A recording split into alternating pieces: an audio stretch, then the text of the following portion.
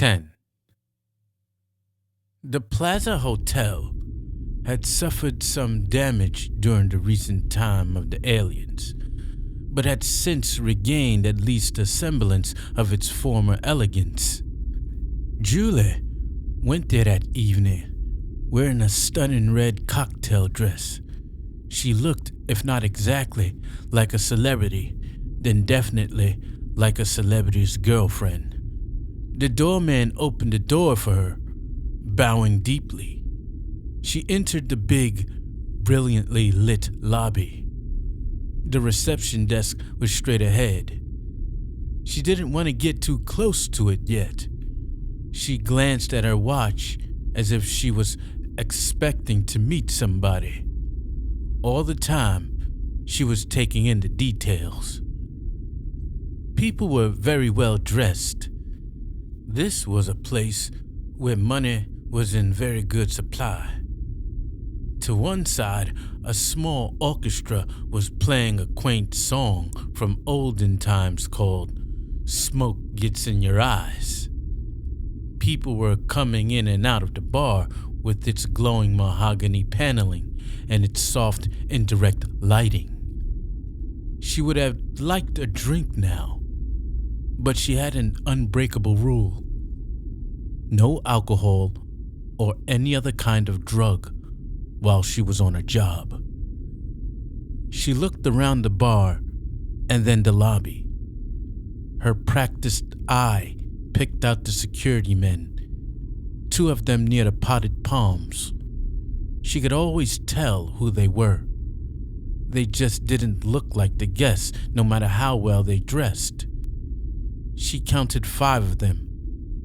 They gave her admiring glances, but there was nothing suspicious in their looks. So far, so good. The big hotel was in full swing. There were lights everywhere and elegant people. And the accoutrements of success.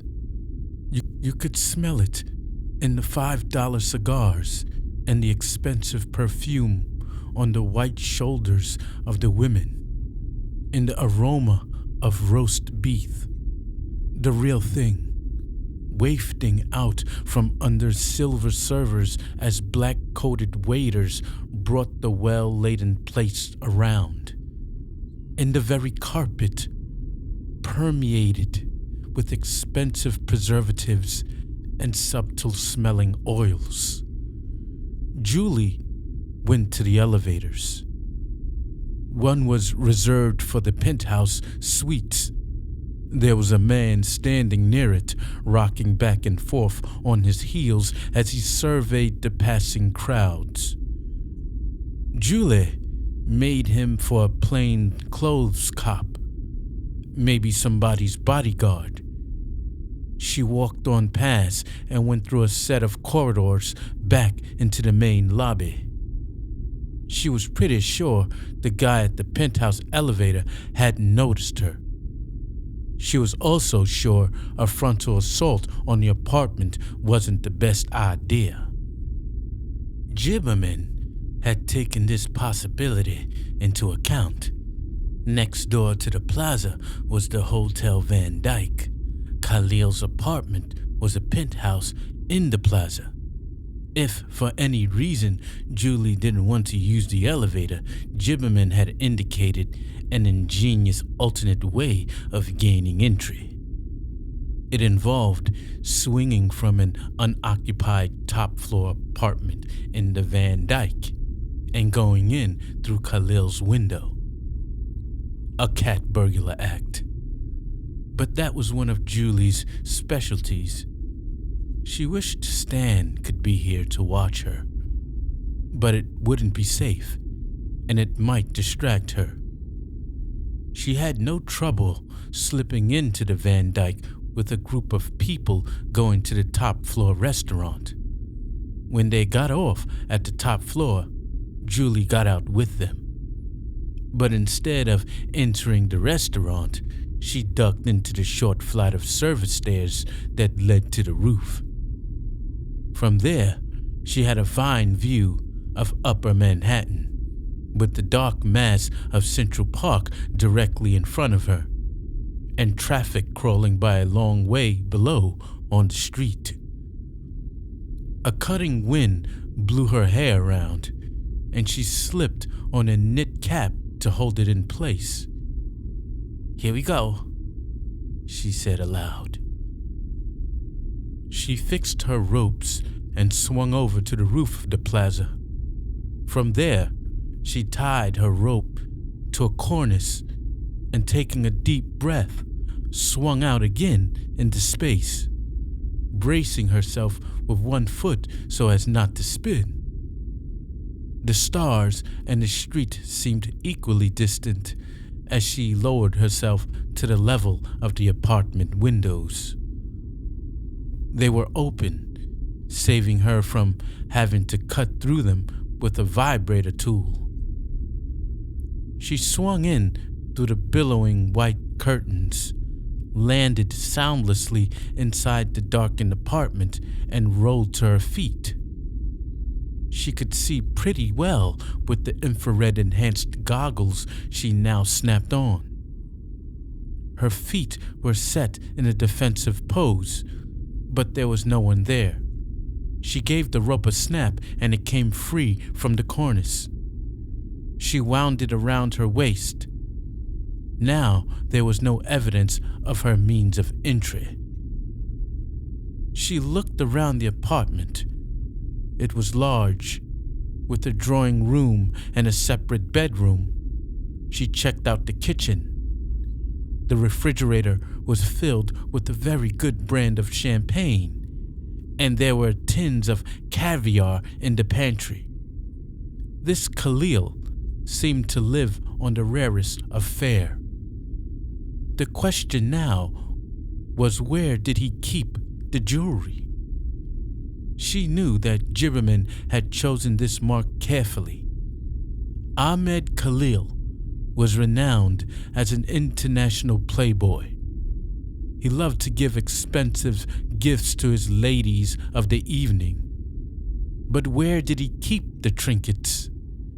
She had already learned from inside sources that he didn't entrust them to hotel safes.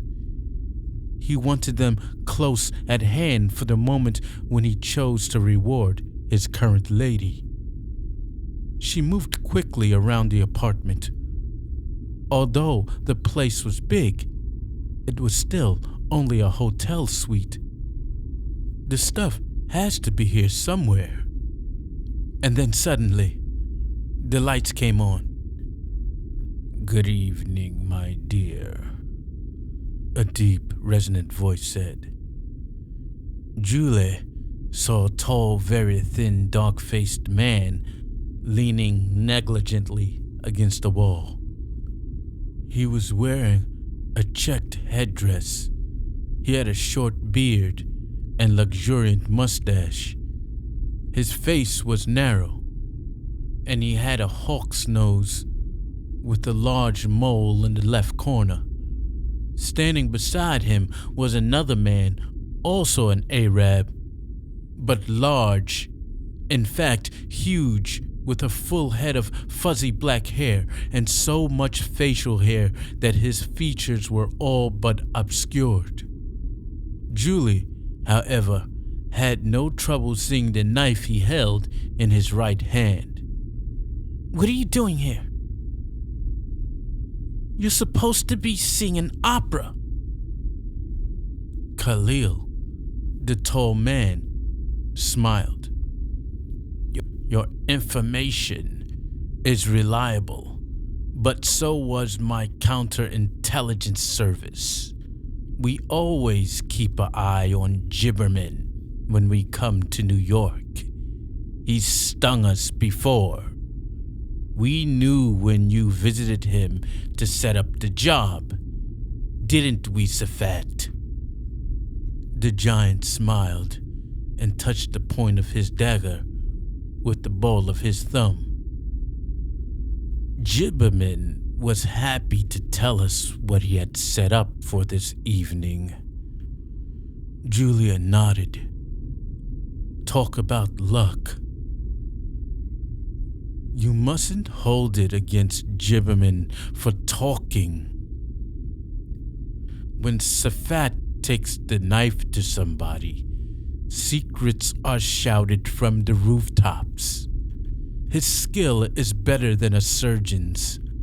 With that knife, he can lay bare a single nerve in the arm, for example, and play on it as if it were the string on a violin.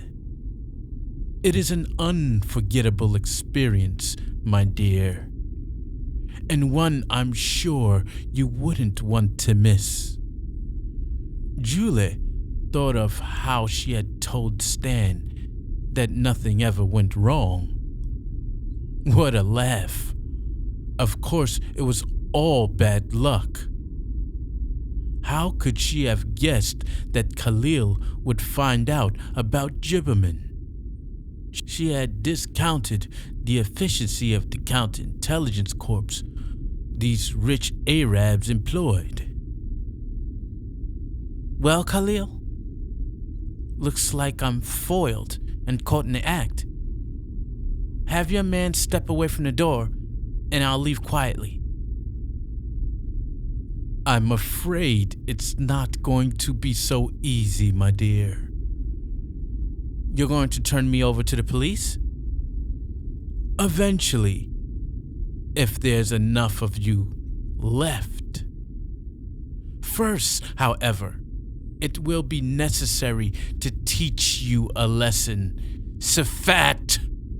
The big man took a slow step towards her. I thought it would be like that. Thanks, Khalil. For what? For freeing me of my scruples. If I ever had any, you've put them completely out of my mind.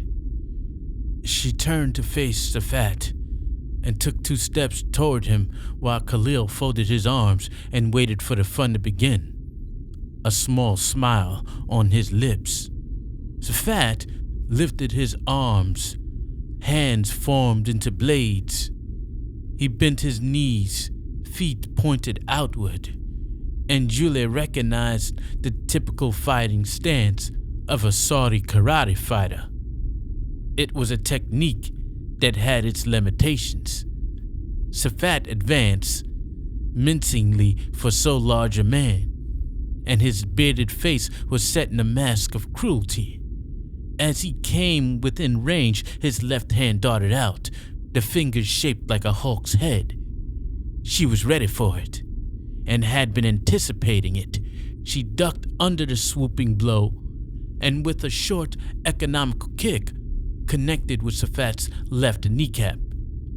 He had been turning as she kicked, and some of the force of the blow was lost. Nevertheless, it was enough to take his feet out from under him. He fell heavily, and Julie pounced. But this time, he caught her unaware. Safat's clumsy fall had been feigned, and as she came leaping at him, his arms and legs were drawn up cat fashion, and he lashed out, expecting to catch her in the solar plexus. She had seen her danger a moment before his counterstroke, however, and turning in midair, managed to avoid his flailing limbs. Her stiffened elbow caught him in the pit of the stomach, knocking the air out of him, and in the second it took him to recover, she rolled away and regained her feet. Khalil had been watching all this dumbfounded. Now, belatedly, he stirred into action. He stepped forward, crouching in a classic knife fighter's pose, the weapon he carried in his right hand, and low against his body was a yata, a traditional Yemeni dagger, about 8 inches long, slightly curved and sharpened to a razor edge. It was made from a Swedish saw blade and fitted with an elaborate rhino horn handle. Arabic letters were engraved on the blade. Julie's eyes widened when she saw the weapon. You do well to fear the yata, Khalil said, advancing, light twinkling off the point like the gaze of a one-eyed basilisk. Oh, I wasn't exactly afraid of it. Just surprised to see it. Rhino horn is not legally traded. Is it genuine? Of course, Khalil said, fainting and then making a lightning stab at her. I always kill with the genuine article. I'm sure glad to hear that. That makes that knife extremely valuable. The blade darted toward her midsection. Julie spun, and the thing passed harmlessly along her left side. As it passed, her arm snapped down, trapping the weapon. Khalil began a long and elaborate Arabic curse in the guttural dialect of Obdurman, but got out no more than a couple of syllables before Julia's left elbow crashed with pile driver force into the middle of his face. Blood streaming from his nose and mouth, Khalil stumbled backward, losing his grip on the knife that was still clamped under Julia's left arm. I'll just keep this for you, Julia said, slipping the knife into her belt. It might reduce its value if we got blood all over it. A feint to the midsection drew down Khalil's guard. Fingers folded and protectively, Julie snapped a blow. The heel of her hand caught Khalil where the upper lip meets the nose. 4 of his front teeth cracked off clean at the gum line. You ought to thank me, Julia said. I've corrected your overbite and haven't even charged you for it. Khalil fell down screaming. He rolled on the floor, clutching his head and whimpering. Bloody foam splattered from his mouth. Julie watched him critically for a moment, then muttered, That ought to keep you occupied for a while. She turned to Safat. He had regained his feet, and although his balance was just the slightest bit off kilter, he was still formidable. If rage could kill, then Julie would be dead 10 times over. He came toward her on the attack.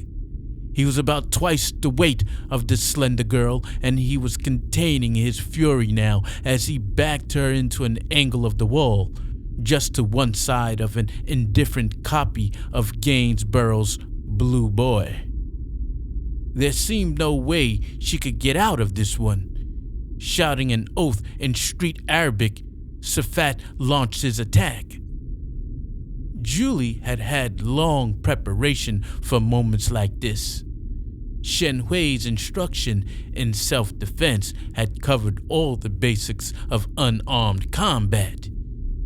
He had not been satisfied with that, however, since he accounted himself no expert in the finer points of self-defense. So he had apprenticed her to Ola Khan, a fat-faced master fighter from Isfahan in Central Asia. Khan, beguiled by her beauty, had said, "My arrangement with your master is that you will stay with me and serve me in all particulars until you can beat me at unarmed combat. That might take more than a lifetime, my pet." In fact, it took just 5 months, and Ola Khan ended up in a hospital for his presumption. And so, now, with Safat launching his impetus and ill-considered attack, Julie's problem was not how to cope with it, but which of several different methods to choose. She also had to decide to what extent she wished to incapacitate him. And this in turn depended on her estimation of his value to her alive. In the split of a second, she decided that this gross, hairy-faced man with the bad breath was of no value to her, and indeed could serve her better dead as a message to his master to stop resisting and start cooperating. She didn't think all that through consciously.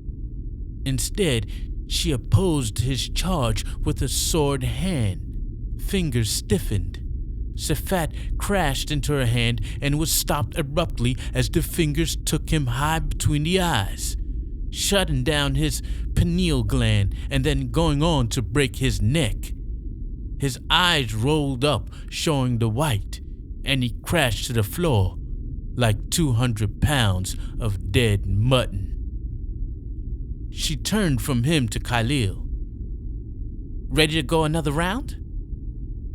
Khalil, his teeth scattered over the floor, had had enough. He mumbled through a blood-stained hand. "Don't hurt me anymore. I'm a dilettante, not a fighter. I'll give you whatever you want." "That's what I like to hear," Julie said. She took a pillow from a nearby bed and stripped off the pillowcase. "Fill it with the good stuff for me. Don't put in any worthless crap, or I'll have something to say about it." Khalil, totally unnerved, couldn't even dream of resistance. His collapse was absolute. He opened a compartment concealed in the wall behind the bed and picked several precious bracelets, 2 handfuls of magnificent unmounted gems in a white chamois bag, and a string of glorious Baroque pearls, each the size of a pigeon's egg and no two alike. Soon the pillowcase was bulging. Khalil had other objects he wanted to give her, but she stopped him. "One bagful is enough. I'm not greedy. Besides, I need an extra pair of hands to carry it all." Khalil recovered sufficiently to say, "If you finish, then get out." "Okay," Julia said. "This is goodbye then." She moved close to him. He stared at her. The whites of his eyes went to dirty yellow as she advanced on him. He stumbled away, found himself with his back to a bureau. "What are you going to do?" "Just give you a couple hours sleep so I can walk out of here like a lady." She touched a nerve in his neck. He slumped to the floor unconscious. "Be sure to have a dentist look at those stumps." He couldn't hear her, of course, but she was sure he'd remember anyway. Julia went to the dressing room mirror and checked her clothing and makeup.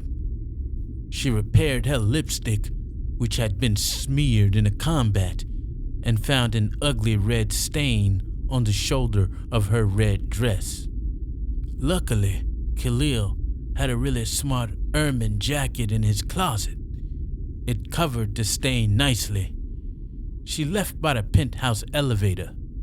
No one stopped her as she walked out, passed through the lobby, and exited the revolving front door onto Central Park South, where she called a taxi.